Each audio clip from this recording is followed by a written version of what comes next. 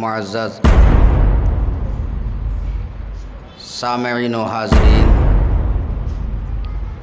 السلام علیکم ورحمۃ اللہ تعالی وبرکاتہ۔ الحمد للہ الذی ہدانا للدین الاقوام،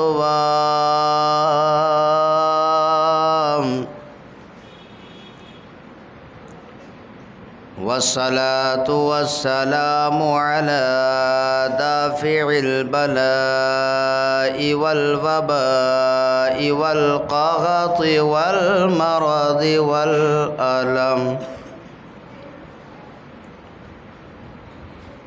مالكنا وملجانا وماوانا ومولانا محمد،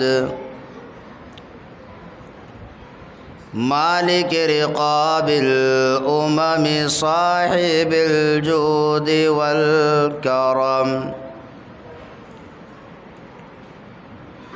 وعلى آله وصحبه أجمعين۔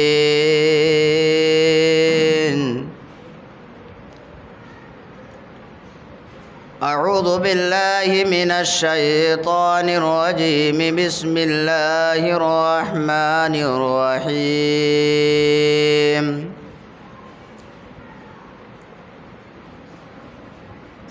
وَإِذْ قَالَ رَبُّكَ لِلْمَلَائِكَةِ إِنِّي جَاعِلٌ فِي الْأَرْضِ خَلِيفَةً، قالوا أتجعل فيها من يفسد فيها ويسفك الدماء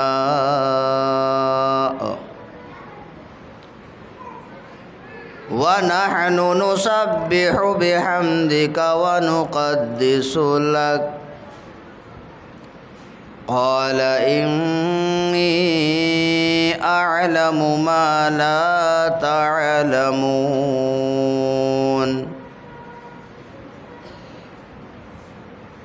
وعلم آدم الأسماء كلها ثم عرضهم على الملائكة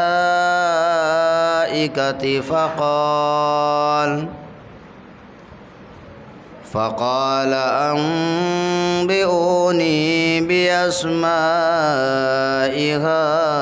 هؤلاء إن كنتم صادقين۔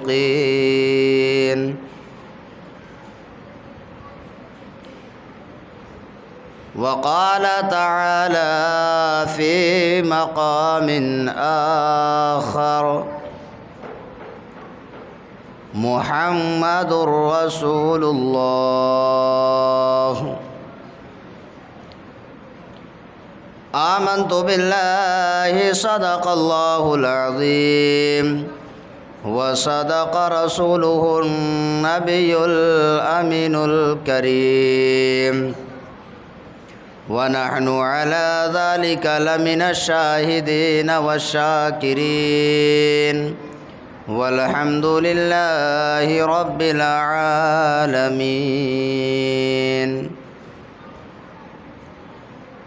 ہے یقین دیکھنا بیدار مقدر ہوگا، ہے یقین دیکھنا بیدار مقدر ہوگا، خواب میں ہی صحیح دیدار پیمبر ہوگا، خواب میں ہی صحیح دیدار پیمبر ہوگا، اور میری غربت کو نہ للکارو زمانے والوں، میری غربت کو نہ للکارو زمانے والوں، ورنہ پھر پیدا کوئی فاتح خیبر ہوگا، ورنہ پھر پیدا کوئی فاتح خیبر ہوگا۔ اور ایک انکار نے شیطان کو باہر پھینکا، ایک انکار نے شیطان کو باہر پھینکا، پھر بھلا نجدی بتا کیسے تو اندر ہوگا، پھر بھلا نجدی بتا کیسے تو اندر ہوگا، اور قبر میں کیسے میں کہہ دوں کہ اندھیرا ہوگا، قبر میں کیسے میں کہہ دوں کہ اندھیرا ہوگا، آقا جب سامنے ہوں گے تو سویرا ہوگا، آقا جب سامنے ہوں گے تو سویرا ہوگا۔ خطبہ مسنونہ کے بعد ہم اور آپ مل کر انتہائی عقیدت و محبت کے ساتھ والہانہ، عاشقانہ، مؤدبانہ، مخلصانہ، محبوبانہ انداز میں ہدیہ درود و سلام کی ڈالی نور کی تھالی میں سجا کر پیش کریں، اور گنبد خضرا کی طرف لو لگا کر بآواز بلند درود پاک پڑھیں۔ اللہم صلی علی سیدنا و مولانا محمد و بارک وسلم صلاۃ و سلاما علیک یا رسول اللہ صلی اللہ تعالی علیہ وسلم۔ کل جو ہماری گفتگو تھی وہ یہ تھی کہ عقیدہ توحید کیا ہے اور ایمان باللہ، اللہ پر ایمان رکھنا کیا ہے۔ آج کا ہمارا موضوع ہے عقیدہ رسالت، کہ انبیاء اکرام رسولان اعظام کے بارے میں ہمیں کیسا عقیدہ رکھنا چاہیے۔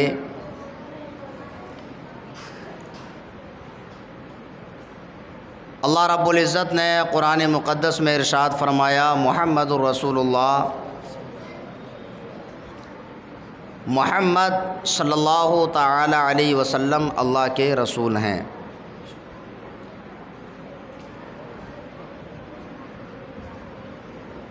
یہ لفظ محمد حضور نبی اکرم نور مجسم صلی اللہ تعالی علیہ وسلم کا نام ہے، کہ جس کا لفظی معنی یہ آتا ہے الذی یحمد حمدا بعد حمد۔ لفظ محمد کا لفظی معنی یہ ہے کہ ایسی ذات کہ جس کی ہر زمانے میں تعریف کی جاتی رہی ہو۔ تو ہمارے نبی کا نام ہی ایسا ہے کہ جس کا معنی ہی آتا ہے کہ بہت زیادہ تعریف کیا ہوا۔ اس لیے حضرت حسان ابن ثابت رضی اللہ تعالی عنہ فرماتے ہیں، وَضَمَّ الْإِلَٰهُ اسمه مع اسمه اذا قال المؤذن في الخمس يشهد، وشق الإله من اسمه ليجله فذو العرش محمود وهذا محمد۔ جس کا مطلب یہ ہے کہ اللہ تعالی نے اپنے محبوب کے نام کو اپنے نام کے ساتھ رکھا، اور اس کا سب سے بڑا ثبوت یہ ہے اذا قال المؤذن فی الخمس یشہد، کہ مؤذن جب 5 مرتبہ اذان کہتا ہے تو اذان میں اشہد ان لا الہ الا اللہ کہتا ہے، تو اشہد ان محمد الرسول اللہ بھی کہتا ہے۔ اور یہ کس کے اشعار ہیں؟ حضرت حسان ابن ثابت کے۔ حضرت حسان ابن ثابت یہ صحابی رسول ہیں جو سرکار دو عالم صلی اللہ تعالی علیہ وسلم کی بارگاہ میں آپ کی نعت پاک سنایا کرتے تھے۔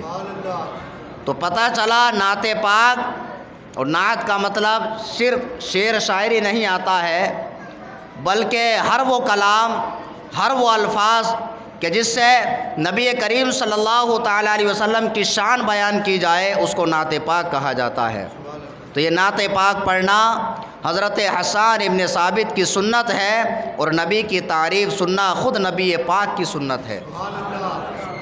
اور آگے حضرت حسان ابن ثابت فرماتے ہیں،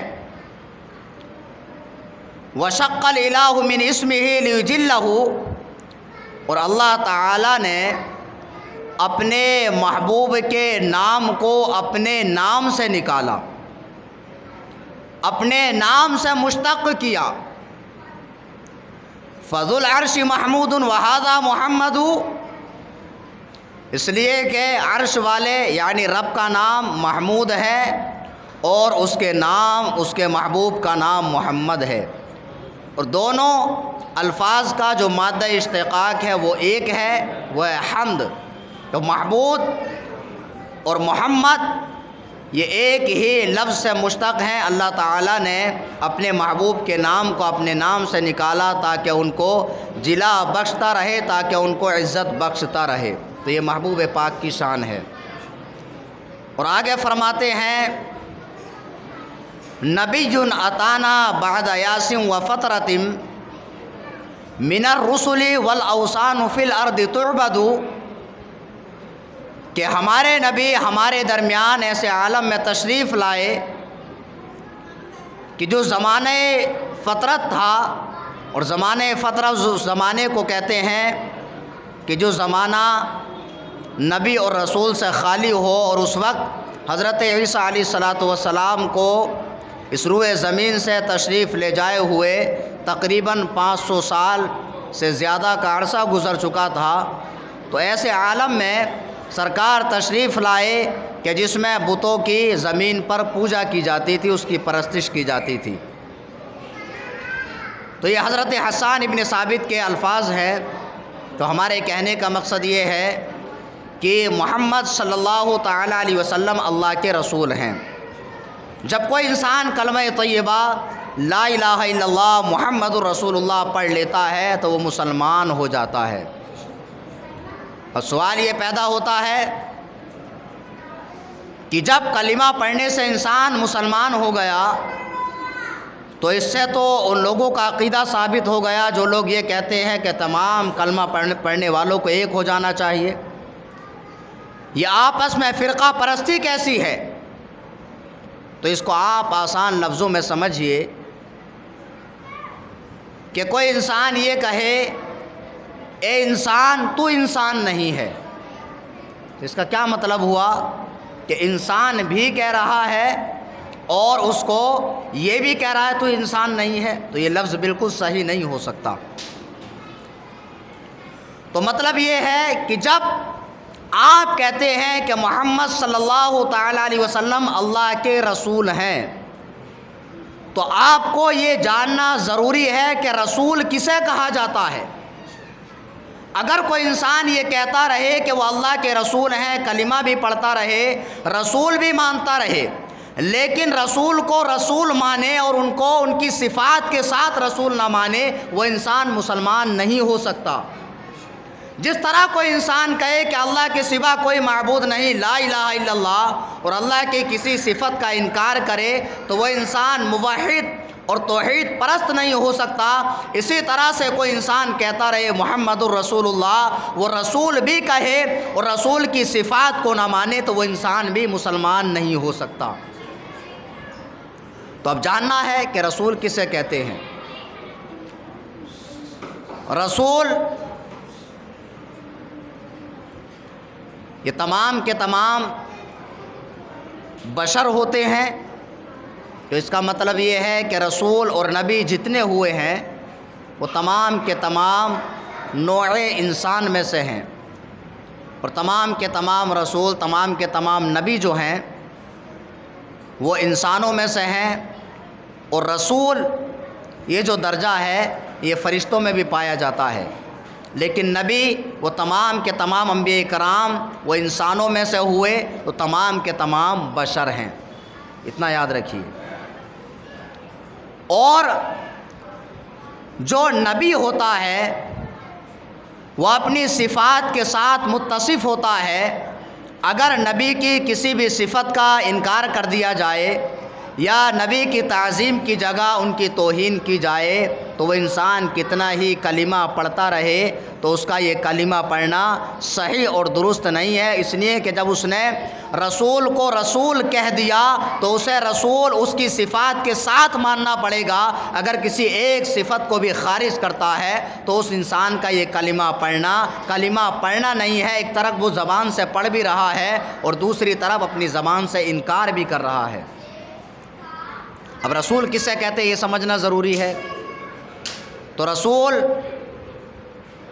یہ فرشتوں میں بھی ہوتے ہیں، جیسا کہ حضرت جبریل علیہ السلام رسول ہیں، حضرت میکائیل علیہ السلام رسول ہیں، حضرت اسرافیل حضرت اسرائیل علیہ السلام رسول ہیں، اور نبی یہ جو درجہ ہے وہ صرف نوع انسانی میں ہے، اور اللہ تعالی جس کو نبوت عطا فرماتا ہے اس کو نبوت کے لیے چن لیتا ہے اور اس کو نبوت کے قابل بناتا ہے۔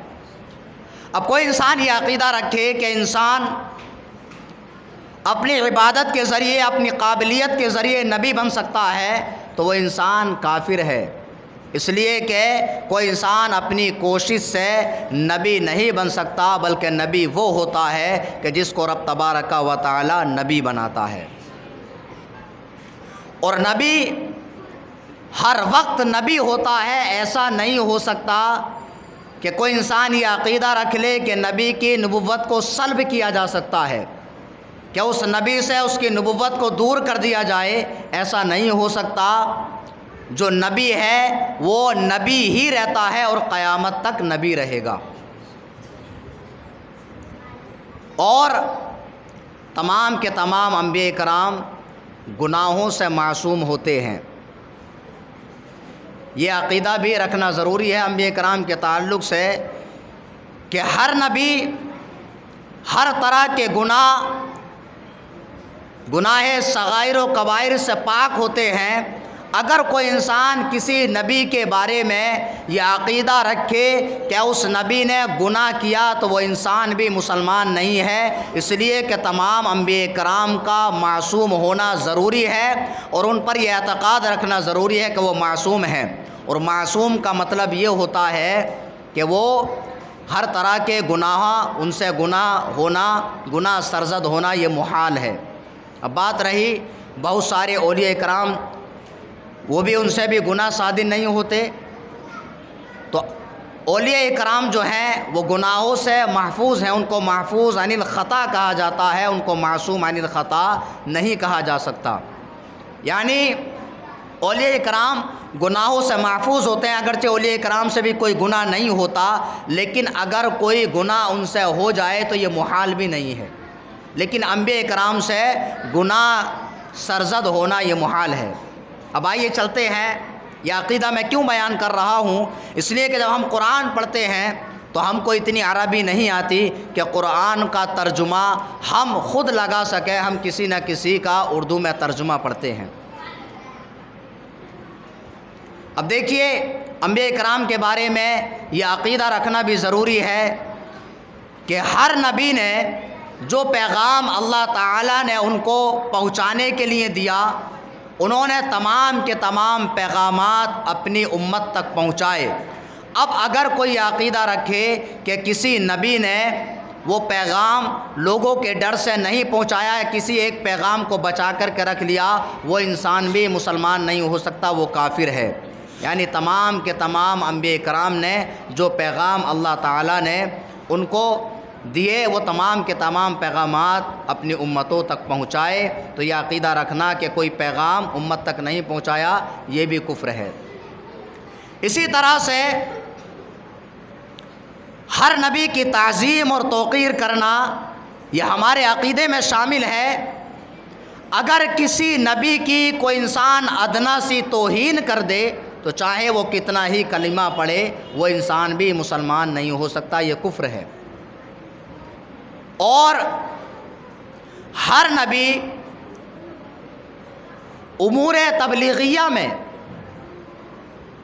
نسیان اور سہو سے محفوظ ہوتے ہیں، یعنی ایسا نہیں ہو سکتا کہ وہ کوئی امور تبلیغ بھول جائیں اور بندوں تک نہ پہنچائیں۔ یہ عقیدہ رکھنا بھی ضروری ہے۔ اگر کوئی انسان یہ عقیدہ رکھے کہ فلاں نبی یا کسی نبی کا نام لے کر کے کہے کہ اس نبی نے وہ پیغام بندوں تک نہیں پہنچایا یا بھول گئے، وہ انسان بھی دائرہ اسلام سے خارج ہے، وہ مسلمان نہیں ہو سکتا۔ تو یہ انبیاء کرام کے بارے میں مختصراً ہے، اور انبیاء کرام کے بارے میں یہ عقیدہ رکھنا بھی ضروری ہے کہ ہر نبی اور نبی کے علاوہ چاہے روئے زمین پر کوئی کتنا ہی بڑا حکیم ہو یا کتنا ہی بڑا دانشور ہو، وہ کسی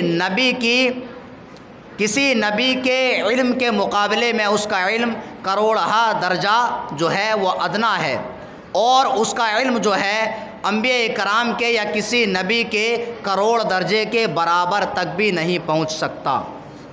ہر نبی اپنے زمانے میں سب سے زیادہ عقل مند اور سب سے زیادہ علم والے ہوتے ہیں، کسی بھی انسان کا علم ان کے علم کو نہیں پہنچ سکتا۔ اور انبیاء کرام کے بارے میں یہ عقیدہ رکھنا بھی ضروری ہے کہ ہر نبی پر ہمارا ایمان ہے، کسی ایک نبی کا انکار کر دینا یہ بھی کفر ہے، اور یا کسی غیر نبی کو نبی مان لینا یہ بھی کفر ہے۔ تو اسی لیے انبیاء کرام کی تعداد کو متعین کرنا یہ جائز نہیں ہے، اس لیے کہ انبیاء کرام کی تعداد میں روایات مختلف ہیں، بعض روایات میں 1,24,000 ہے اور بعض روایات میں 2,24,000 ہے۔ تو اس لیے انبیاء کرام کی تعداد کو متعین کرنا جائز نہیں ہے۔ اس لیے اگر کسی نے کہا 1,24,000 انبیاء کرام، اور اگر ان کی تعداد 2,24,000 ہوئی تو 1,00,000 انبیاء کرام کا انکار لازم آئے گا۔ اور اگر کسی نے کہا 2,24,000 انبیاء کرام اور انبیاء کرام کی تعداد ہوئی 1,24,000 تو 1,00,000 غیر نبی کو نبی ماننا لازم آئے گا، اس لیے تعداد کو متعین کرنا جائز نہیں ہے۔ اس لیے آپ نے دیکھا ہوگا علماء جب دعا وغیرہ کرتے ہیں تو تمام انبیاء کرام یا 1,24,000 یا 2,24,000 کم و بیش کا لفظ استعمال کرتے ہیں۔ اس کی وجہ یہی ہے کہ ان کی تعداد کو متعین کرنا جائز نہیں ہے، اس لیے کہ کسی ایک نبی کا انکار کرنا یہ بھی کفر ہے، اور کسی غیر نبی کو نبی مان لینا یہ بھی کفر ہے۔ اور آگے چلیے، ہر نبی پر ایمان لانا ضروری ہے، کسی غیر نبی کو ہم نبی نہیں مان سکتے۔ اب ہو سکتا ہے کوئی انسان یہ عقیدہ رکھے کہ بہت سارے انبیاء کرام ہوئے ہیں قرآن مقدس میں، کچھ انبیاء کرام کے نام کا ذکر ہے، اس کے علاوہ ہمیں نام معلوم نہیں۔ تو ہو سکتا ہے جو ہندوؤں کے پیشوا ہیں وہ بھی نبی ہوں، ایسا کوئی عقیدہ رکھ سکتا ہے۔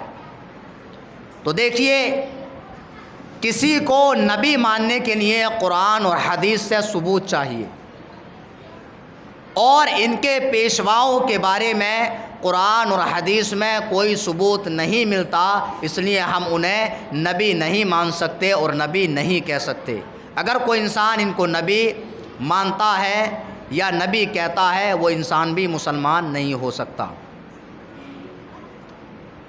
اور اگر بالفرض یہ مان بھی لیا جائے، ایک میں ذہنی طور پر بتا رہا ہوں، یہ تو شریعتاً بات ہو گئی کہ شریعتاً آپ مان ہی نہیں سکتے، اس لیے کہ قرآن و حدیث سے ثبوت چاہیے، اور ان کے بارے میں قرآن اور حدیث کے اندر ثبوت نہیں ملتا ہے۔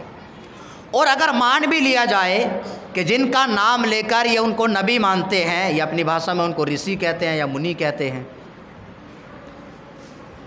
اگر ان کو یہ فرض کر لیا جائے کہ جن کا نام لے کر یہ نبی کہتے ہیں، اگر حقیقتاً وہ نبی ہیں، تو جو یہ شبیہ ہمارے سامنے پیش کرتے ہیں، تشبیہ پیش کرتے ہیں، تو چونکہ اس زمانے میں تصویر موجود نہیں تھی، شبیہ موجود نہیں تھی، تو اگر وہ حقیقتاً ایک بالفرض اگر وہ نبی ہیں بھی، تو جو تصویر ہمارے سامنے ہمیں دکھائی جاتی ہے، یہ قطعاً جو ہے نبی نہیں ہو سکتے۔ تو بہرحال ہمیں یہ عقیدہ رکھنا چاہیے کہ جس کے بارے میں قرآن اور حدیث کے اندر ثبوت موجود نہیں ہے، ہم ان کو نبی نہیں مان سکتے۔ یہ عقیدے کی بات ہو گئی۔ اور کوئی انسان اگر یہ عقیدہ رکھے کہ فلاں نبی اپنی شریعت سے بے خبر ہیں، وہ انسان بھی مسلمان نہیں ہو سکتا۔ تو اب یہ دیکھیے، جب ہم قرآن کا ترجمہ پڑھتے ہیں تو قرآن مقدس کے ترجمے میں کوئی کہہ سکتا ہے کہ ہمیں جو ہے سنی اور 24 اور یہ اور وہ نہیں کرنا چاہیے۔ تو میں آپ کو ایک مثال دے رہا ہوں صرف۔ قرآن مقدس کا ترجمہ آپ پڑھیے، ترجمہ کنز الایمان پڑھیے، اور آپ دیوبندی اور وہابیوں کا ترجمہ بھی آپ پڑھ سکتے ہیں۔ اشرف علی تھانوی نے قرآن مقدس میں ایک آیت مقدسہ موجود ہے، وَوَجَدَكَ ضَالًّا فَهَدَىٰ، اس کا ترجمہ اس طرح سے وہابیوں نے کیا ہے کہ اور جب آپ کو شریعت سے بے خبر پایا تو آپ کو راہ دی۔ تو آپ مجھے بتائیے معاذ اللہ رب العالمین، کوئی نبی اگر اپنی شریعت سے بے خبر ہو تو اس مخلوق خدا کو، ان اللہ کے بندوں کو شریعت سے باخبر کون کرے گا، جبکہ نبی ہی بے خبر ہے۔ تو یہ ترجمے کے ذریعے ہم کو گمراہ کرنے کی کوشش کی جاتی ہے، اور ہمارا عقیدہ جو ہے وہ درست رہنا چاہیے۔ اگر ہمارا عقیدہ درست ہے تو اگر ہم ترجمہ پڑھیں گے، ترجمہ پڑھنے کے بعد میں ہم فوراً سمجھ جائیں گے کہ اس میں جس نے ترجمہ کیا اس ترجمے میں اس نے اپنا عقیدہ بیان کرنے کی کوشش کی ہے، اور وہ نبی کی شان کو گھٹا رہا ہے، نبی کی توہین کر رہا ہے۔ اب دیکھیے یہیں پر اعلیٰ حضرت کا ترجمہ دیکھیے، جب آپ ترجمہ کرتے ہیں تو آپ نے اس طرح سے ترجمہ کیا، وَوَجَدَكَ ضَالًّا فَهَدَىٰ، اور اے محبوب جب آپ کو اپنی راہ میں رب نے خود رفتہ پایا تو راہ دی۔ تو دیکھیے دونوں ترجمے میں کتنا فرق ہے۔ ایک جگہ پر شریعت سے بے خبر بتایا جا رہا ہے، اور دوسری جگہ اپنی محبت میں خود رفتہ بتایا جا رہا ہے۔ دونوں تراجم کے اندر کتنا فرق ہے۔ ایک ترجمہ آپ کے ایمان کو جلا اور آپ کے ایمان کو طاقت دیتا ہے، اور دوسرا ترجمہ آپ کے ایمان کو برباد کرتا ہے۔ تو یہ ایک مثال تھی۔ بہرحال انبیاء کرام ہر گناہ سے معصوم ہوتے ہیں، انبیاء کرام کی تعداد متعین کرنا جائز نہیں ہے، اور کسی نبی کی ادنیٰ سی توہین کرنا یہ بھی کفر کے زمرے میں آتا ہے۔ اور پروردگار عالم نے ہر نبی کو غیب کا علم عطا فرمایا، یہ عقیدہ رکھنا بھی ضروری ہے، اس لیے کہ اگر کوئی انسان نبی کو نبی کہے اور غیب کا انکار کرے تو گویا اس نے نبی کو نبی مانا ہی نہیں۔ جیسا کہ میں نے کل اختصاراً بتایا، اگر کوئی انسان کہتا ہے نبی تو لفظ نبی کا معنی ہی آتا ہے غیب کی بات بتانے والا۔ اب آپ مجھے بتائیے، کوئی انسان کہے نبی کے بارے میں کہ نبی کو غیب نہیں، تو پہلے وہ کہہ رہا ہے کہ غیب بتانے والے کو غیب نہیں، تو یہ جملہ بولنا صحیح نہیں ہوا، تو یہ عقیدہ بھی درست نہیں ہوا، اس لیے کہ لفظ نبی کا خود معنی ہی آتا ہے کہ غیب کی باتیں بتانے والا، غیب جاننے والا۔ اب یہ اختصاراً عقیدے کا بیان ہو گیا۔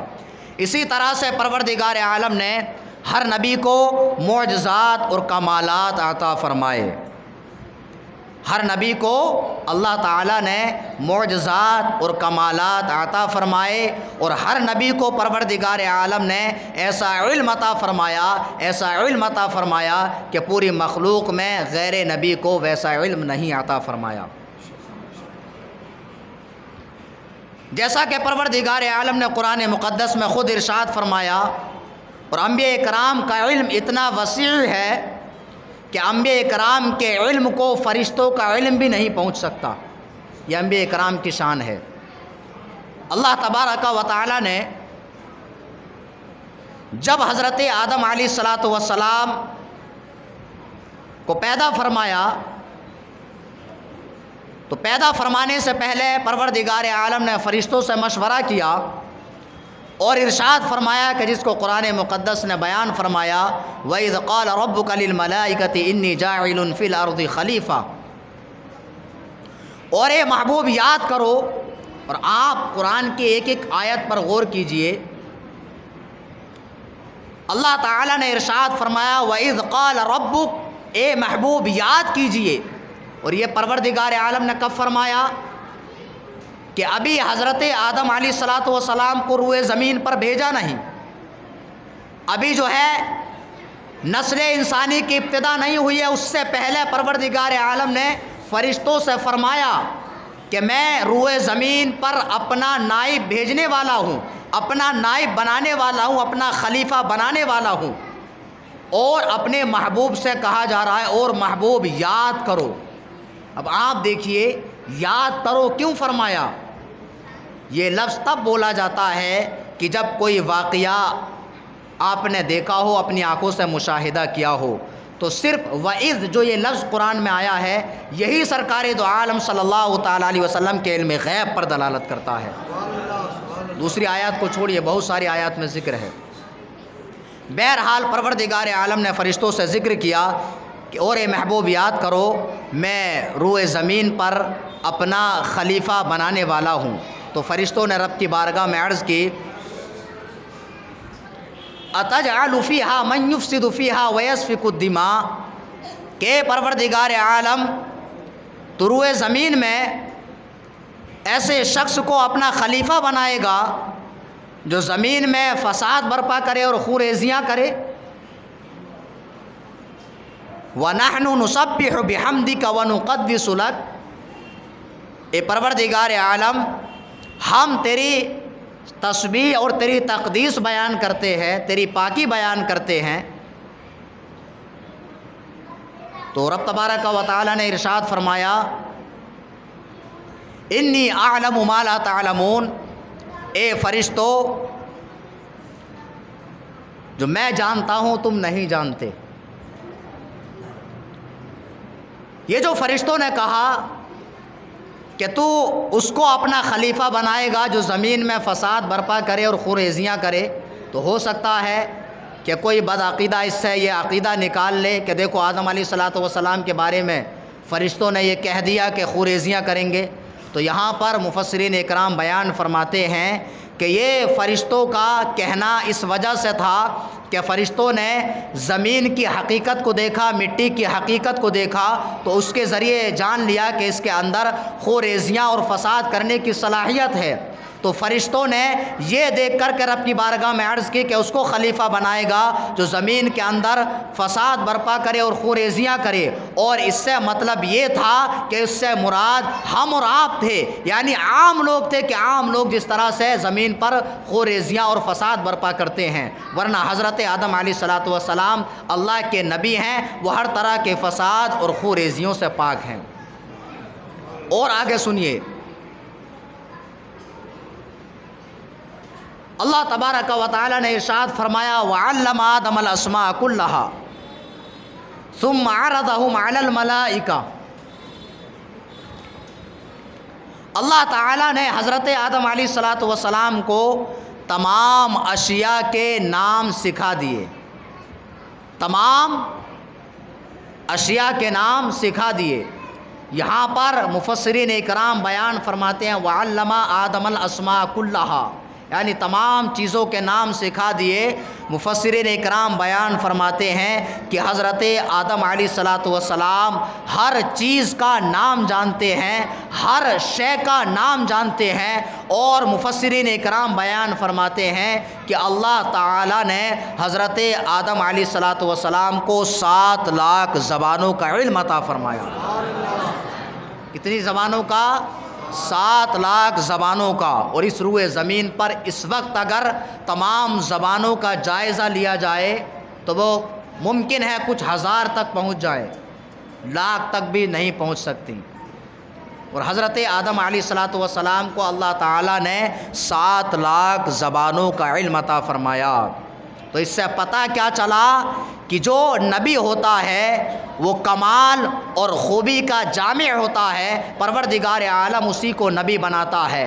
اب یہ کہہ دینا، اب یہاں پر بہت بڑی بات آپ کو بتانے جا رہا ہوں، یہ کہہ دینا کہ کسی دیوبندی نے یہ بیان کیا، اپنی کتابوں میں لکھا کہ حضور علیہ الصلوۃ والسلام خواب میں تشریف لائے اور سرکار نے فصیح اردو میں کلام فرمایا۔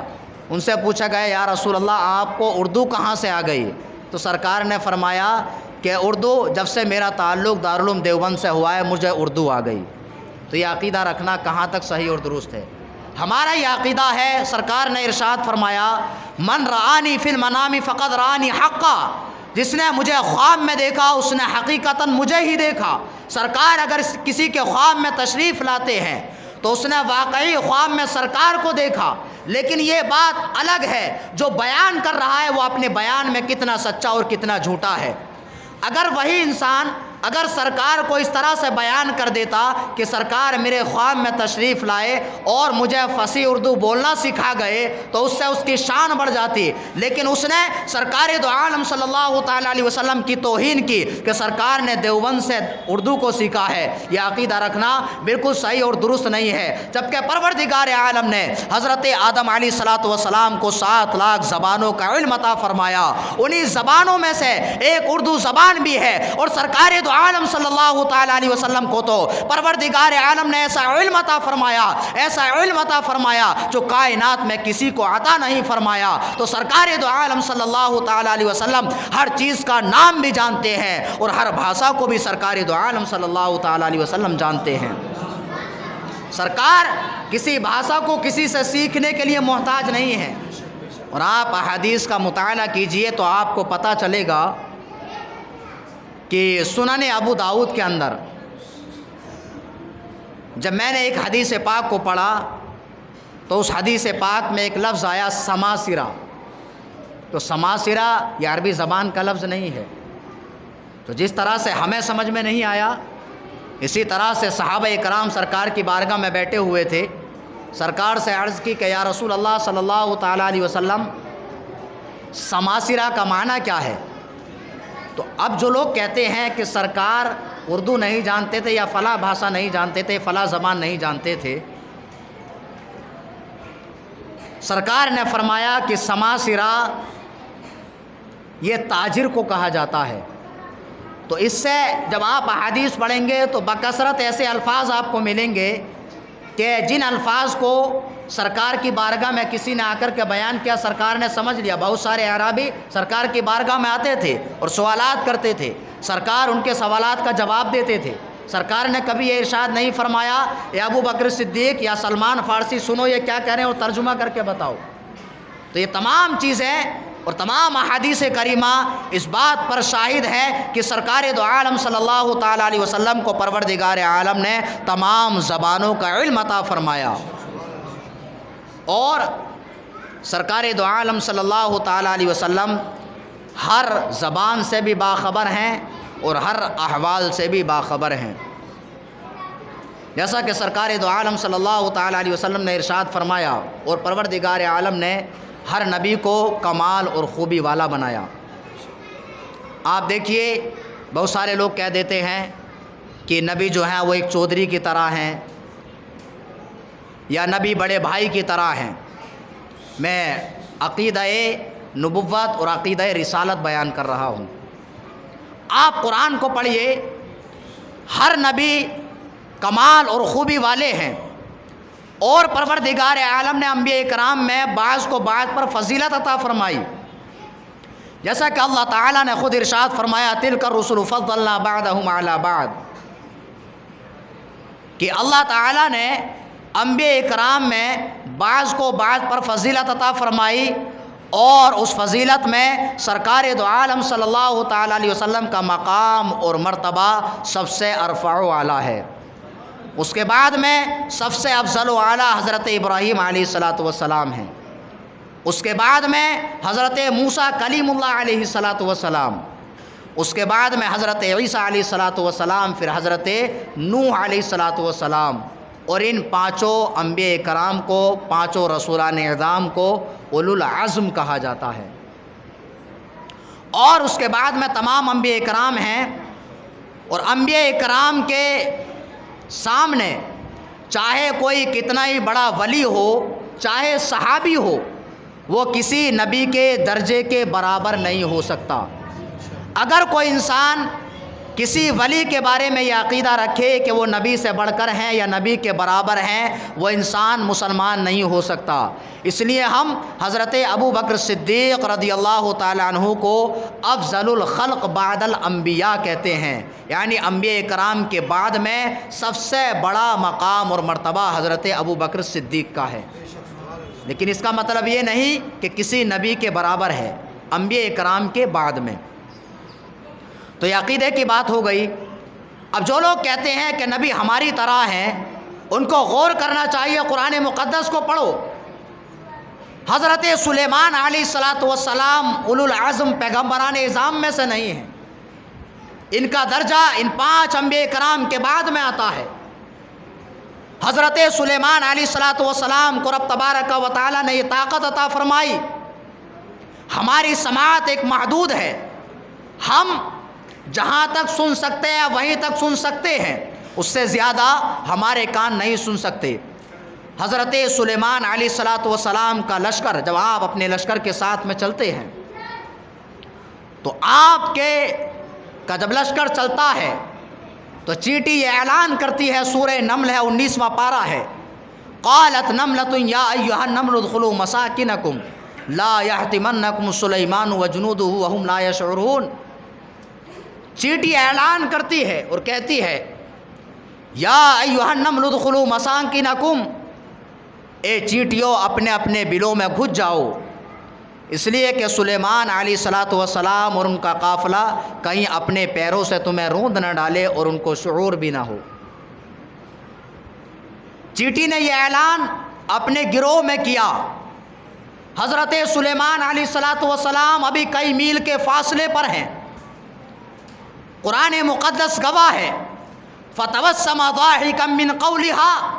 حضرت سلیمان علیہ الصلاۃ والسلام نے چیٹی کی آواز کو سنا اور حضرت سلیمان علیہ الصلاۃ والسلام مسکراتے ہیں۔ مسلمانوں غور کیجئے گا، چیٹی اعلان کر رہی ہے، حضرت سلیمان علیہ الصلاۃ والسلام کئی میل کے فاصلے پر ہیں۔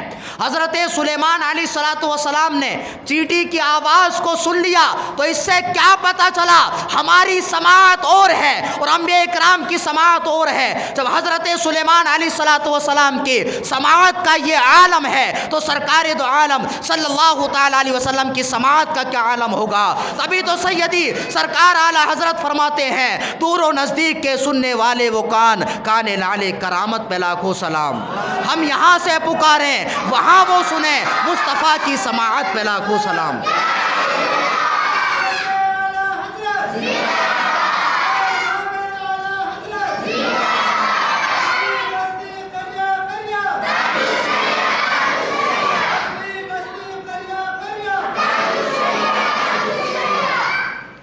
تو سلیمان علیہ الصلاۃ والسلام کی طاقت کا یہ عالم ہے کہ آپ نے چینٹی کی آواز کو سن لیا۔ اب جو لوگ کہتے ہیں کہ نبی ہماری طرح ہیں، وہ حضرت سلیمان علیہ الصلاۃ والسلام کو اپنی طرح نہیں کہتے، بلکہ خاتم النبیین سید المرسلین کو اپنی طرح کہتے ہیں۔ اب ان سے کہا جائے چیٹی نہیں، بڑے چیٹے کو اٹھا کر کے لے جایا جائے اور اس کے کان پر رکھ کر کے اس سے پوچھا جائے کہ آپ یہ بتائیے چونٹا کیا کہہ رہا ہے، تو وہ بالکل جواب نہیں دے پائے گا، اس لیے کہ آج تک آپ میں سے بھی کوئی یہ نہیں بتا سکتا کہ اس نے چیٹی کی آواز کو سنا ہو۔ حضرت سلیمان علیہ الصلاۃ والسلام نے چیٹی کی آواز کو بھی سن لیا اور حضرت سلیمان علیہ الصلاۃ والسلام نے چیٹی کی آواز کو سن کر کے اس کی بولی کو بھی سمجھ لیا، تو اس سے پتہ چلا کہ کوئی نبی کسی کے سمجھانے کا یا کسی کے سکھانے کا محتاج نہیں ہے، بلکہ پروردگار عالم نے انبیاء کرام کو نہ صرف ان زبانوں کا علم عطا فرمایا جو زبان انسان بولا کرتے ہیں، بلکہ انبیاء کرام جانوروں کی بولی کو بھی سمجھتے ہیں اور جانوروں کی بولی کو بھی جانتے ہیں۔ تو انبیاء کرام کا سننا اور ہے، ہمارا سننا اور ہے، ہماری سماعت انبیاء کرام کے برابر نہیں ہو سکتی، تو اس لیے انبیاء کرام ہماری طرح بشر نہیں ہو سکتے۔ تو میں نے شروع میں بتایا کہ انبیاء کرام بشر ہوتے ہیں، اور یہاں پر یہ بھی کہہ رہا ہوں ہماری طرح بشر نہیں ہو سکتے۔ تو دیکھیے عقیدہ یہاں سے یہ نکلا کہ ہر نبی بشر ہے اور ہم بھی بشر ہیں، لیکن ہماری بشریت اور ہے، انبیاء کرام کی بشریت اور ہے۔ وہ بشر تو ہیں لیکن ہماری طرح بشر نہیں۔ اور سرکار دو عالم صلی اللہ تعالی علیہ وسلم کو پروردگار عالم نے ایسا علم عطا فرمایا اور سرکار دو عالم صلی اللہ تعالی علیہ وسلم کو ایسی بصارت عطا فرمائی کہ سرکار خود ارشاد فرماتے ہیں، واللہ ما یخفی علی خشوعکم ولا رکوعکم انی لراکم من وراء ظہری یہ حدیث پاک بخاری شریف اور مسلم شریف کے اندر موجود ہے اور متفق علیہ اور صحیح حدیث پاک ہے۔ سرکار ارشاد فرماتے ہیں اللہ کی قسم مجھ پر تمہارا خشوع اور رکوع پوشیدہ نہیں ہے، اور میں جس طرح تمہیں سامنے سے دیکھتا ہوں اسی طرح پیٹھ کے پیچھے بھی دیکھتا ہوں۔ اب جو لوگ کہتے ہیں کہ نبی ہماری طرح بشر ہیں، ان سے جا کر کے پوچھو کہ آپ کے پیچھے کیا ہے، اگر اس کے کپڑے پر داغ لگا ہوا ہو اور وہ پیچھے ہو وہ انسان نہیں بتا سکے گا، تو پھر کیسے کہہ دیتے ہیں کہ نبی ہماری طرح ہیں؟ سرکار دو عالم صلی اللہ تعالیٰ علیہ وسلم جس طرح سامنے دیکھتے ہیں اسی طرح سے سرکار دو عالم صلی اللہ تعالیٰ علیہ وسلم پیچھے بھی دیکھتے ہیں، اور جس طرح سرکار دو عالم صلی اللہ تعالیٰ علیہ وسلم دیوار کے اس پار دیکھتے ہیں، پردے کے اس پار دیکھتے ہیں، اسی طرح سے سرکار دو عالم صلی اللہ تعالیٰ علیہ وسلم پردے کے پیچھے کا بھی ملاحظہ فرماتے ہیں۔ تو سرکار ہماری طرح بشر نہیں ہو سکتے۔ اور غور کرنے کا مقام یہ ہے، اب ہو سکتا ہے کوئی بخاری اور مسلم کی رٹ لگانے والا یہ کہہ دے کہ سرکار جب نماز پڑھاتے تھے تو نماز پڑھاتے ہوئے پیچھے کی طرف دیکھ لیا کرتے تھے، یہ کہہ سکتا ہے کوئی سرفراز۔ تو اگر کوئی یہ کہے تو آپ مجھے بتائیے نماز کی حالت میں امام کو پیچھے دیکھنا سنت ہو جائے گا نماز کی حالت میں؟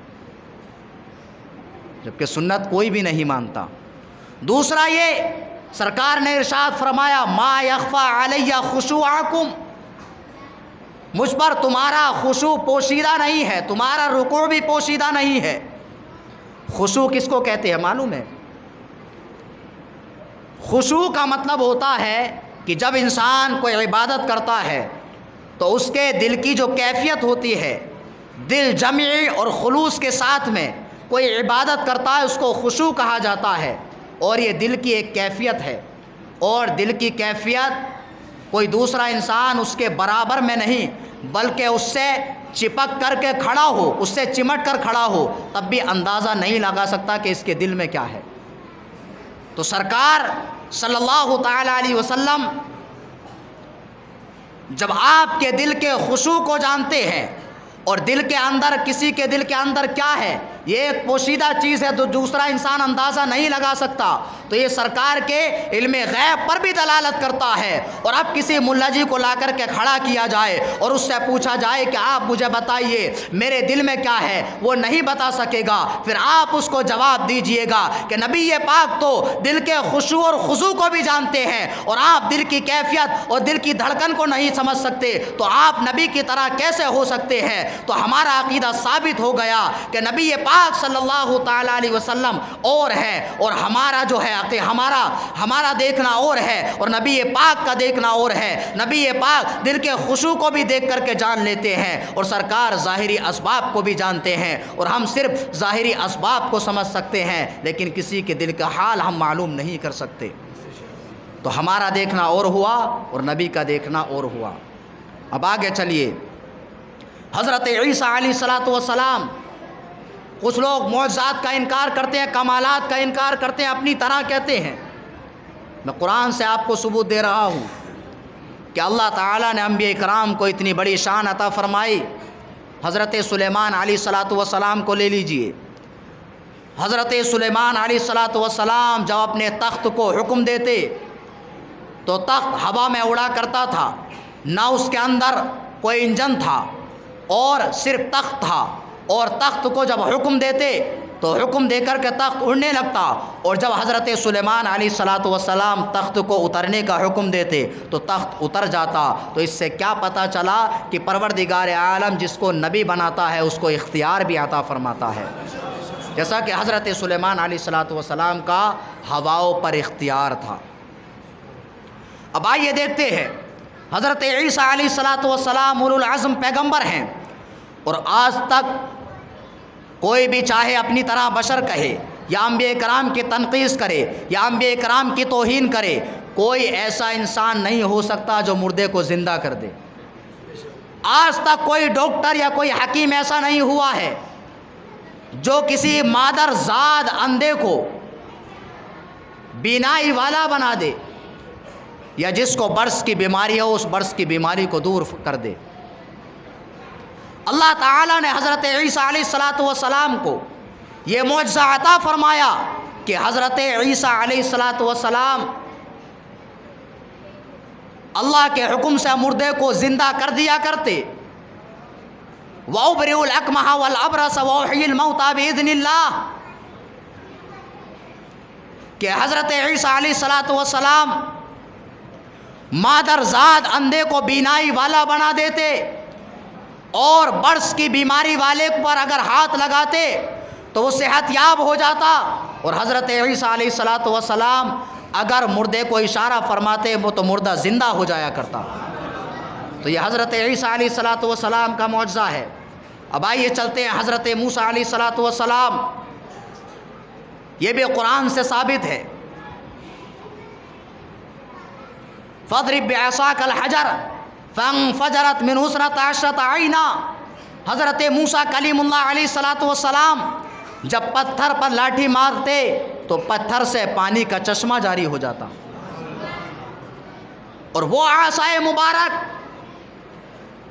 کہ جب موسیٰ کلیم اللہ علیہ السلام اس کو زمین پر رکھتے تو کبھی اژدہا بن جاتا اور جب اس کو ہاتھ لگاتے تو پھر عصا بن جاتا. اور حضرت موسیٰ علیہ السلام کو پروردگار عالم نے یہ معجزہ عطا فرمایا کہ جب آپ اپنے گریبان میں اپنے ہاتھ کو رکھتے تو آپ کا ہاتھ اتنا روشن ہو جاتا کہ اس کے سامنے سورج کی روشنی پھیکی پڑ جاتی. اور حضرت موسیٰ علیہ السلام جب پتھر پر لاٹھی مارتے تو اس پتھر سے 12 چشمے بہنا شروع ہو جاتے. تو یہ اللہ تعالیٰ نے حضرت موسیٰ کلیم اللہ علیہ السلام کو معجزہ عطا فرمایا. اب آئیے دیکھیے حضرت ابراہیم علیہ السلام.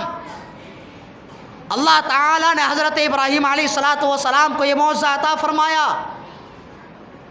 کہ آپ جب مٹی کے پرندے میں پھونک مارتے تو وہ اڑنے لگ جاتا. تو یہ حضرت ابراہیم علیہ السلام کا معجزہ ہے. المختصر یہ عقیدہ رسالت ہے. پروردگار عالم نے ہر نبی اور رسول کو معجزہ عطا فرمایا، غیب کا علم عطا فرمایا. ہر نبی معجزہ لے کر کے آئے، لیکن سرکار دو عالم صلی اللہ تعالی علیہ وسلم کو پروردگار عالم نے یہ شان عطا فرمائی کہ جو منفردن پروردگار عالم نے کسی نبی کو چند معجزات عطا فرمائے، کسی نبی کو اس سے زیادہ معجزات عطا فرمائے، لیکن پروردگار عالم نے سرکار دو عالم صلی اللہ تعالی علیہ وسلم کو اتنے معجزات عطا فرمائے جتنے معجزات تمام انبیاء کرام کو عطا فرمائے اس سے زیادہ معجزات پروردگار عالم نے سرکار دو عالم صلی اللہ تعالی علیہ وسلم کو عطا فرمائے. تبھی تو سیدی سرکار اعلی حضرت فرماتے ہیں خلق سے اولیاء، اولیاء سے رسول، اور رسولوں سے اعلیٰ ہمارا نبی، سب سے اعلیٰ والا ہمارا نبی، سب سے بالا والا ہمارا نبی. تو پروردگار عالم نے سرکار دو عالم صلی اللہ تعالی علیہ وسلم کو سب سے بڑھ کر شان اور سب سے بڑھ کر کے پروردگار عالم نے سرکار کو مقام عطا فرمایا. اور یہ سرکار دو عالم صلی اللہ تعالی علیہ وسلم کا مقام ہے. یہ تمام انبیاء کرام کی بات ہو گئی. اب چلتے ہیں نبی اکرم نور مجسم صلی اللہ تعالی علیہ وسلم پر. اگر آپ کے علم کا اندازہ لگایا جائے تو کوئی آپ کے علم کا اندازہ نہیں لگا سکتا، اس لیے کہ رب نے ارشاد فرمایا وَعَلَّمَكَ مَا لَمْ تَكُنْ تَعْلَمْ. اور لفظ ما عموم کے لیے آتا ہے، اور عموم لفظ ما یہ اپنے عموم پر جاری ہوتا ہے اور اس کا اطلاق عموم پر ہوتا ہے. اور عموم کا مطلب یہ ہوتا ہے کہ اگر کوئی چیز عام رکھی جاتی ہے تو اس کو کسی لفظ کے ذریعے آپ مقید نہیں کر سکتے. وَعَلَّمَكَ مَا لَمْ تَكُنْ تَعْلَمْ، آپ کو وہ سب کچھ اللہ تعالیٰ نے بتا دیا جو آپ نہیں جانتے تھے. تو لفظ جو ہے وہ عموم کا فائدہ دیتا ہے. یعنی اس کا مطلب یہ ہے کہ سرکار دو عالم صلی اللہ تعالی علیہ وسلم کو پروردگار عالم نے ہر چیز کا علم عطا فرمایا. جیسا کہ آپ نے شروع میں سنا کہ پروردگار عالم نے حضرت آدم علیہ السلام کو 7 لاکھ زبانوں کا علم عطا فرمایا، اور حضرت سلیمان علیہ السلام نے چینٹی کی زبان کو سمجھ بھی لیا اور چینٹی کی آواز کو سن بھی لیا. تو سرکار دو عالم صلی اللہ تعالی علیہ وسلم کو ہر چیز کا علم ہے. اور اگر کوئی انسان، یہ تو سرکار کی بات ہو گئی، جس چیز کو سرکار دو عالم صلی اللہ تعالی علیہ وسلم سے نسبت ہے، اگر اس چیز کی بھی کوئی انسان تنقیص کرے، توہین کرے، تو وہ انسان دائرہ اسلام سے خارج ہو جاتا ہے۔ اب اس کے بعد آپ جا کر کے یہ مت کہنا کہ کوئی انسان لا الہ الا اللہ محمد الرسول اللہ پڑھتا ہے تو تمام کے تمام لوگ یکساں ہونے چاہیے، تمام کے تمام لوگ مسلمان ہیں، پھر ہمیں ان سے دور رکھنے کا کیوں کہتے ہو؟ اس لیے کہ وہ انسان محمد الرسول اللہ تو پڑھتے ہیں، لیکن رسول کو رسول ماننا تبھی صحیح ہے اس کا عقیدہ جبکہ وہ رسول کو رسول کہے بھی اور رسول کو اس کی تمام صفات کے ساتھ میں تسلیم کرے، تمام صفات کے ساتھ میں مانے۔ اگر ایک بھی صفت کا انکار کرتا ہے وہ انسان مسلمان نہیں ہو سکتا۔ سرکار دو عالم صلی اللہ تعالی علیہ وسلم کو پروردگار عالم نے ہر چیز کا علم عطا فرمایا، اور سرکار دو عالم صلی اللہ تعالی علیہ وسلم کا خود ارشاد گرامی ہے، یہ حدیث پاک بھی بخاری اور مسلم کے اندر موجود ہے کہ ایک مرتبہ سرکار دو عالم صلی اللہ تعالی علیہ وسلم سے لوگوں نے بیجا سوال کرنے شروع کیے، سرکار غضبناک ہو گئے، اور سرکار نے غضب میں آ کر کے ارشاد فرمایا، سلونی عما شئتم، مجھ سے جو پوچھنا چاہتے ہو پوچھ لو۔ تو ایک شخص کھڑے ہوئے اور سرکار کی بارگاہ میں عرض کی کہ یا رسول اللہ صلی اللہ تعالی علیہ وسلم، من ابی، یا رسول اللہ میرا والد کون ہے؟ اس لیے کہ ان کو لوگ طعنہ زنی کرتے تھے اور ان کی نسبت کسی دوسرے کی طرف کرتے تھے۔ تو آپ غور کیجئے کس کا باپ کون ہے، یہ یقین کے ساتھ میں کوئی نہیں بتا سکتا، یہ بھی ایک چھپی ہوئی بات ہے۔ سرکار نے ارشاد فرمایا ابو کا حذافہ، تمہارا باپ حذافہ ہے۔ تو یہ حدیث پاک سرکار دو عالم صلی اللہ تعالی علیہ وسلم کے علم پر اور علم کلی پر دلالت کرتی ہے۔ پھر دوسرے شخص کھڑے ہوئے، انہوں نے عرض کی کہ یا رسول اللہ میرا باپ کون ہے؟ سرکار نے ارشاد فرمایا ابو کا سالم مولا ابی شیبہ، تیرا باپ سالم ہے۔ تو یہ لفظ بھی سرکار دو عالم صلی اللہ تعالی علیہ وسلم کے غیب پر دلالت کرتا ہے۔ اسی طرح سے سرکار دو عالم صلی اللہ تعالی علیہ وسلم کے حدیث بخاری شریف کے اندر موجود ہے، بہت ساری احادیث، ایک حدیث بتا کر کے میں آگے بڑھ جاؤں۔ حضرت عبداللہ ابن عباس رضی اللہ تعالی عنہ سے یہ روایت مروی ہے کہ سرکار دو عالم صلی اللہ تعالی علیہ وسلم کا گزر ایک قبرستان سے ہوا، تو سرکار وہاں پر رکے اور ٹھہر گئے، اور سرکار نے ارشاد فرمایا کہ ان دو قبر والوں پر عذاب ہو رہا ہے، اور عذاب کسی بڑی وجہ سے نہیں ہو رہا ہے، بلکہ ان میں سے ایک شخص پیشاب کے چھینٹوں سے نہیں بچتا تھا اور دوسرا انسان چغلی کیا کرتا تھا۔ سرکار نے ایک درخت کی شاخ کو منگوایا اور اس کے دو ٹکڑے کیے، اور دو ٹکڑے کر کے ایک ایک شاخ دونوں قبروں پر ڈال دیتے ہیں، اور سرکار ارشاد فرماتے ہیں کہ جب تک یہ شاخیں ہری رہیں گی ان کے عذاب میں تخفیف ہوتی رہے گی۔ یہ حدیث پاک کا سادہ سا ترجمہ ہو گیا۔ اب اس کی تشریح سنیے، کون سی قبر میں کون مدفون ہے یہ کوئی انسان نہیں جانتا، جب تک کہ اس قبر کے بارے میں اگر انسان نے دفن ہوتے ہوئے دیکھا ہو تو ہو سکتا ہے اس انسان کو معلوم ہو۔ چلیے یہ مان لیا اگر یہ چیز معلوم ہو سکتی ہے، لیکن کس قبر میں عذاب ہو رہا ہے اور کس قبر میں کس انسان کو جزا دی جا رہی ہے، آپ قبرستان جائیے کوئی نہیں بتا سکتا۔ سرکار نے جب قبر سے گزر ہوا تو یہ جان لیا کہ ان قبروں میں عذاب ہو رہا ہے، تو قبر کے اندر کا دیکھ لینا یہ سرکار کے علم غیب پر دلالت کرنے کے لیے ایک دلیل ہوا، اور دوسری دلیل یہ کہ سرکار نے یہ جان لیا کس وجہ سے عذاب ہو رہا ہے، یہ دوسرا غیب ہوا۔ تو یہ حدیث پاک سرکار دو عالم صلی اللہ تعالی علیہ وسلم کے غیب پر دلالت کرتی ہے، اور سرکار نے شاخ کو منگوایا، شاخ منگوا کر کے سرکار نے ارشاد فرمایا کہ جب تک یہ شاخ ہری رہے گی عذاب قبر میں تخفیف ہوتی رہے گی۔ تو آپ دیکھیے اس کی وجہ سمجھیے، اللہ تعالیٰ نے قرآن میں ارشاد فرمایا سبح للہ ما فی السماوات والارض، کہ جو کچھ زمین اور آسمان میں ہے وہ تمام کی تمام چیزیں اللہ کی تسبیح بیان کرتی ہیں۔ ہر چیز اللہ کی تسبیح بیان کرتی ہے۔ سرکار نے شاخ کو قبر پر ڈال دیا اور ایک حدیث میں گاڑ دیا، اور سرکار نے ارشاد فرمایا عذاب قبر میں تخفیف ہوتی رہے گی۔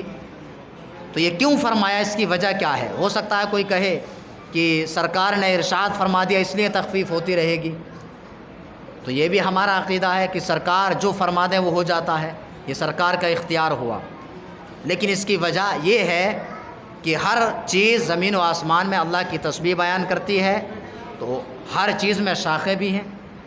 غور کیجئے، تو شاخیں جب تک ہری رہیں گی اللہ کی تسبیح بیان کرتی رہیں گی، عذاب قبر میں تخفیف ہوتی رہے گی۔ اسی حدیث پاک سے یہ بھی ثابت ہوتا ہے کہ اگر کسی انسان کا انتقال ہو جائے، اس کے لیے اگر ہم کچھ پڑھتے ہیں یا کچھ ایصال ثواب کرتے ہیں تو اس کو قبر میں پہنچتا ہے اور اس کو عذاب قبر میں تخفیف ہوتی ہے۔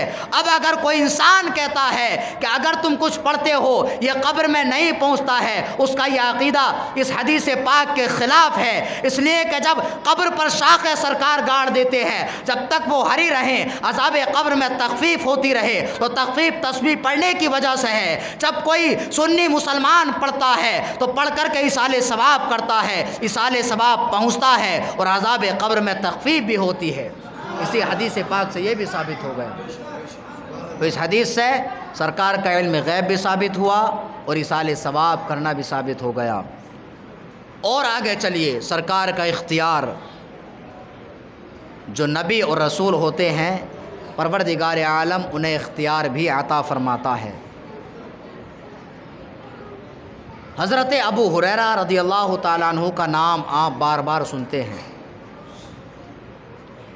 اور کسی بھی حدیث کی کتاب کو آپ پڑھیے تو سب سے زیادہ جو روایات مروی ہیں وہ حضرت ابو ہریرہ سے ہیں، اور سرکار کو اللہ تعالیٰ نے ہر کمال اور خوبی عطا فرمائی۔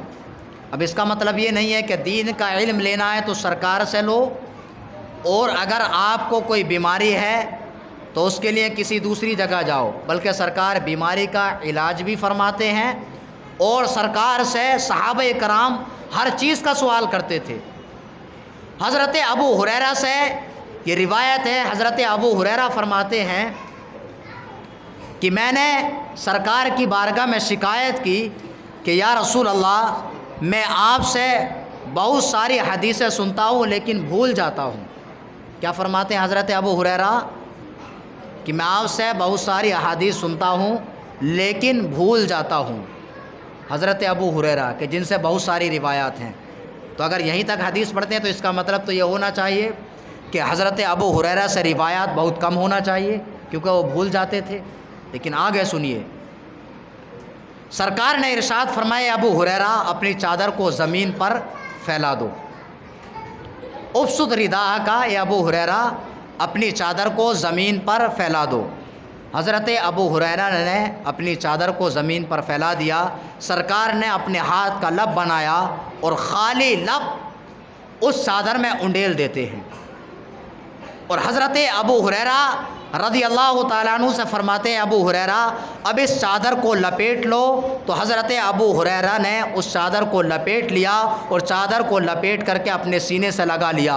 حضرت ابو ہریرہ فرماتے ہیں اس کے بعد میں سرکار دو عالم صلی اللہ تعالیٰ علیہ وسلم سے جو بات سنتا اس کے بعد میں کوئی چیز نہیں بھولا۔ یہی وجہ ہے سرکار دو عالم صلی اللہ تعالیٰ علیہ وسلم کا اس سے اختیار ثابت ہوتا ہے۔ سرکار کے ہاتھ اگرچہ بظاہر خالی ہے، لیکن سرکار دو عالم صلی اللہ تعالیٰ علیہ وسلم نے حضرت ابو ہریرہ رضی اللہ تعالیٰ عنہ کی چادر میں اپنے ہاتھ کو انڈیل دیتے ہیں تو پروردگار عالم نے حضرت ابو ہریرہ کو قوت حافظہ عطا فرمایا، اور ایسا قوت حافظہ عطا فرمایا کہ قیامت تک لوگ حضرت ابو ہریرہ سے روایت کردہ روایات پڑھتے رہیں گے اور قیامت تک یہ مانتے رہیں گے کہ پروردگار عالم نے حضور علیہ الصلوۃ والسلام کو اختیار عطا فرمایا، اور اسی اختیار سے سرکار دو عالم صلی اللہ تعالیٰ علیہ وسلم نے حضرت ابو ہریرہ رضی اللہ تعالیٰ عنہ کو یادداشت عطا فرمائی، اور ایسی یادداشت عطا فرمائی کہ اس کے بعد میں حضرت ابو ہریرہ رضی اللہ تعالیٰ عنہ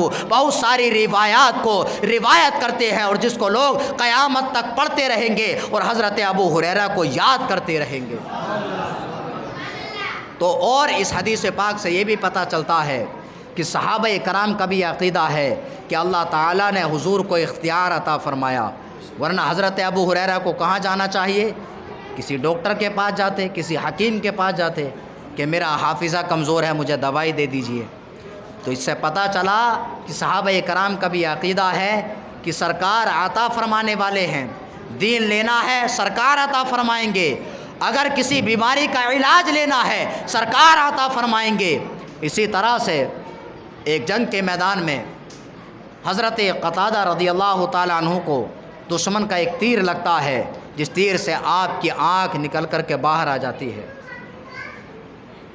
حضرت قتادہ اپنی آنکھ کو ہاتھ پر رکھ کر کے سرکار کی بارگاہ میں حاضر ہوتے ہیں۔ صحابہ کرام کا عقیدہ بیان کر رہا ہوں، اس لیے ہمیں خوشی منانا چاہیے کہ ہمارا عقیدہ وہی ہے جو صحابہ کرام کا عقیدہ ہے۔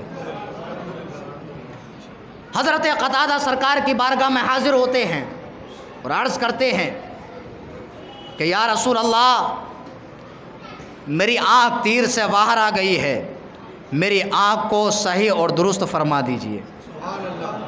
تو صحابہ کرام کا یہ عقیدہ ہے کہ سرکار اگر چاہے تو آنکھ کی بینائی عطا فرما دیں، آنکھ اگر باہر آ جائے تو اس میں بینائی واپس آ سکتی ہے؟ نہیں آ سکتی۔ حضرت قتادہ سے سرکار نے ارشاد فرمایا، اے قتادہ تمہارے لیے ایسے ہی بہتر ہے، اگر آپ چاہتے ہو تو آنکھ لے لو، یا آپ چاہتے ہو تو اس کے بدلے جنت لے لو۔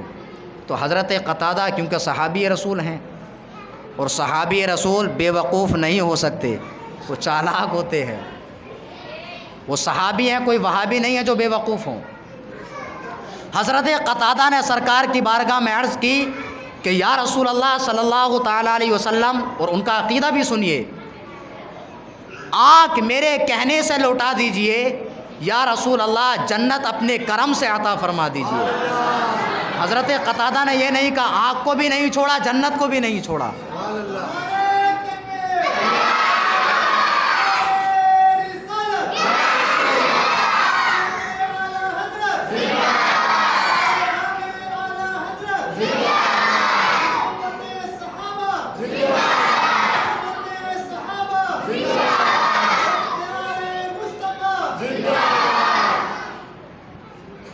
تو سرکار دو عالم صلی اللہ تعالیٰ علیہ وسلم نے حضرت قتادہ کی آنکھ پر اپنا لعاب دہن لگایا، اور حضرت قتادہ کی آنکھ کو جہاں پر آنکھ رکھی جاتی ہے وہیں پر رکھ دیا۔ حضرت قتادہ فرماتے ہیں اس کے بعد نہ مجھے کوئی تکلیف کا احساس ہوا، اور اس کے بعد میں میری آنکھ پہلے سے زیادہ روشن ہو گئی، پہلے جتنا دیکھتی تھی اس سے زیادہ دکھنے لگا۔ آج حضرات محترم غور کرنے کا مقام ہے، اگر کوئی ڈاکٹر کسی آنکھ کا آپریشن کرے تو اس کی بینائی بڑھ جاتی ہے، لیکن پہلے جیسی بینائی نہیں رہتی۔ یہ سرکار دو عالم صلی اللہ تعالیٰ علیہ وسلم کے لعاب کی برکت ہے کہ سرکار نے اپنا لعاب دہن لگایا، حضرت قتادہ کی آنکھ پہلے سے زیادہ روشن ہو جاتی ہے۔ تو حضرات محترم اس سے پتہ چلا کہ پروردگار عالم نے حضور علیہ الصلوۃ والسلام کے لعاب دہن کے اندر یہ برکت رکھی ہے کہ حضرت قتادہ کی آنکھ کو لگا دیں تو اس میں کسی آپریشن یا کسی دوائی کی ضرورت نہیں ہے، اس سے تکلیف بھی دور ہو جاتی ہے اور بینائی بھی پہلے سے زیادہ ہو جاتی ہے۔ اور اگر میں لعاب دہن یہی معجزہ آپ کا بیان کرتا رہوں تو پوری رات گزر جائے گی۔ اگر آپ اپنا لعاب دہن آٹے میں ڈال دیں تو آٹے میں برکت ہو جائے، تمام کے تمام صحابہ سکم سیر ہو جائے، لیکن پھر بھی تھوڑا سا جو کا آٹا ختم نہ ہو اور پوری رات لنگر چلتا رہے۔ حضور علیہ الصلوۃ والسلام اپنا لعاب دہن اگر کسی خارے پانی کے کنویں میں ڈال دیں تو اس کنویں کا پانی میٹھا ہو جائے۔ اب ان لوگوں کو اپنے ایمان کی خبر لینا چاہیے جو کہتے ہیں نبی ہماری طرح ہیں۔ اگر نبی اپنا لعاب آٹے میں ڈال دیں تو برکت والا ہو جائے، اگر پانی میں ڈال دیں تو میٹھا ہو جائے، اور وہ لوگ سرکار کو اپنی طرح کہتے ہیں کہ جن کے بارے میں اسٹیشنوں پر اعلان ہوتا ہے کہ یہاں پر نہ تھوکے کہ اس سے بیماریاں پھیلتی ہیں، اگر وہ اپنا تھوک آٹے میں ڈال دے تو وہ خود بھی کھانے کے لیے تیار نہ ہو اور اس کی بیوی بھی اس کھانے کو نہ کھائے۔ تو حضرات، ہم نبی کی طرح نہیں ہو سکتے۔ نبی کی شان الگ ہے اور ہماری شان الگ ہے، اور ہماری جو کچھ شان ہے وہ سرکار کے صدقے میں ہے۔ اگر سرکار کا صدقہ نہیں، اگر ہم سرکار کو نہیں مانتے تو ہماری کوئی حقیقت نہیں۔ اب دیکھیے، اللہ تعالیٰ نے سرکار کو بہت سارے معجزات عطا فرمائے۔ یہ حدیث پاک بھی بخاری شریف کے اندر موجود ہے۔ ایک پیالہ پانی سے کتنے لوگ وضو کر سکتے ہیں؟ ایک انسان کا بھی مکمل وضو نہیں ہو سکتا۔ پانی ختم ہو گیا، پانی جب نہیں رہتا ہے، سرکار نے ایک پیالہ منگوایا۔ صحابی رسول نے سرکار کی بارگاہ میں ایک بڑے منہ کا پیالہ لا کر کے پیش کیا، اس میں تھوڑا سا پانی تھا۔ سرکار نے اپنا دست مبارک اس پیالے میں رکھا، اور جب پیالے میں آپ نے دست مبارک رکھا تو اس پانی سے تمام کے تمام صحابہ کرام وضو فرما لیتے ہیں اور پانی ختم نہیں ہوتا ہے۔ اور آگے سنیے، راوی بیان کرتے ہیں کہ میں نے دیکھا سرکار دو عالم صلی اللہ تعالی علیہ وسلم نے جب اپنا دست مبارک پانی کے پیالے میں رکھا تو آپ کی انگلیوں کے درمیان سے پانی کے چشمے جاری ہونا شروع ہو جاتے ہیں۔ اور صحابی رسول کا بیان ہے، جب میں نے ان لوگوں کا عدد و شمار کا اندازہ لگایا تو ایک اندازے کے مطابق ان کی تعداد 70 یا 80 تھی۔ تو اس سے پتہ چلتا ہے کہ سرکار کو پروردگار عالم نے معجزات عطا فرمائے اور آپ کو اختیار عطا فرمایا کہ اگر آپ پانی میں اپنا ہاتھ رکھ دیں تو پانی زیادہ ہو جائے، اور اس پانی سے 70 یا 80 صحابہ کرام وضو فرما لیں، اور اس کے بعد میں بھی پانی ختم نہیں ہوتا ہے۔ اسی لیے تو سیدی سرکار اعلیٰ حضرت اسی کی طرف اشارہ فرماتے ہیں کہ نور کے چشمے لہرائے دریا بہے، انگلیوں کی کرامت پہ لاکھوں سلام۔ تو یہ سرکار دو عالم صلی اللہ تعالی علیہ وسلم کی شان ہے، اور ہم خوش نصیب ہیں کہ ہمارا عقیدہ صحابہ کرام کے عقیدے پر ہے۔ جس طریقے پر صحابہ کرام ہیں اسی طریقے پر ہم ہیں۔ ہم سرکار دو عالم صلی اللہ تعالی علیہ وسلم کے ہر تبرک سے محبت کرتے ہیں، سرکار کی ہر نسبت سے محبت کرتے ہیں۔ اب میں اپنی گفتگو کو یہیں پر ختم کروں گا، اس کو آپ دھیان سے سنیں۔ حضرت ابن سیرین رضی اللہ تعالیٰ عنہ کبار تابعین میں سے، کبار تابعین ان کو کہا جاتا ہے کہ جن کی پیدائش سرکار کے وصال سے کچھ ہی دنوں کے بعد ہوئی ہو، اور انہوں نے بہت سارے صحابہ کرام سے فیض حاصل کیا ہو، ان کو کبار التابعین کہا جاتا ہے۔ ابن سیرین رضی اللہ تعالیٰ عنہ حضرت عبیدہ رضی اللہ تعالیٰ عنہ سے عرض کرتے ہیں، اور حضرت عبیدہ صحابی رسول ہیں، ان سے عرض کرتے ہیں کہ میرے پاس نبی کریم صلی اللہ تعالیٰ علیہ وسلم کے منہ مبارک ہیں، اور یہ حدیث پاک بخاری شریف کے اندر موجود ہے۔ آپ سوچ رہے ہوں گے بخاری شریف کا حوالہ زیادہ دے رہے ہیں، کہیں یہ حوالہ جھوٹا تو نہیں ہے، ایک ہی کتاب کا دے رہے ہیں؟ دیکھیے اس کی وجہ ہے، اس کی وجہ یہ ہے کہ میں روزانہ بخاری شریف کی کم سے کم 15-20 حدیثیں روز پڑھتا ہوں، تو اس وجہ سے بخاری شریف کی حدیثیں زیادہ ذہن میں آ رہی ہیں۔ ابن سیرین عرض کرتے ہیں کہ میرے پاس میں سرکار دو عالم صلی اللہ تعالیٰ علیہ وسلم کے منہ مبارک ہیں، جو مجھے حضرت انس یا ان کے گھر والوں کی طرف سے موصول ہوئے۔ تو حضرت عبیدہ جو کہ سرکار کے صحابی ہیں، ان کا بیان سنیے وہ کیا کہتے ہیں۔ وہ ارشاد فرماتے ہیں کہ اگر میرے پاس میں لو کان عندی شعرۃ، اگر میرے پاس سرکار دو عالم صلی اللہ تعالیٰ علیہ وسلم کا ایک منہ مبارک ہوتا تو احب الیہ من الدنیا وما فیہا، تو مجھے وہ دنیا اور دنیا کے اندر جو چیزیں ہیں ان تمام چیزوں سے زیادہ محبوب ہوتا۔ تو یہ صحابہ کرام کا عقیدہ ہے کہ سرکار کے ایک بال سے اتنی محبت کرتے ہیں کہ ان کے لیے دنیا و ما فیہا سے بہتر ہے۔ تو ہمارا عقیدہ ثابت ہو گیا کہ ہم سرکار سے بھی محبت کرتے ہیں، اور جس چیز سے سرکار کو محبت ہے یا سرکار کو نسبت سے اس سے بھی محبت کرتے ہیں۔ اور یہ عقیدہ کوئی نیا عقیدہ نہیں ہے بلکہ حضرت عبیدہ کا عقیدہ ہے اور حضرت ابن سیرین کا عقیدہ ہے، اور بخاری شریف کے اندر موجود اور مسلم شریف کے اندر موجود ہے۔ اس سے یہ بھی ثابت ہوتا ہے کہ یہ عقیدہ امام بخاری اور امام مسلم کا بھی عقیدہ ہے۔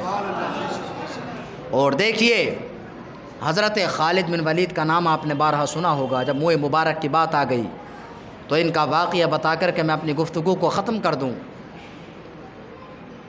حضرت خالد بن ولید جنگ یرموک میں جب جنگ ہو رہی تھی، جنگ کے درمیان حضرت ابو عبیدہ ابن الجراح بھی وہاں پر موجود تھے۔ تو حضرت ابو عبیدہ ابن الجراح رضی اللہ تعالیٰ عنہ دیکھتے ہیں کہ جنگ کے دوران حضرت خالد بن ولید نظر نہیں آتے ہیں۔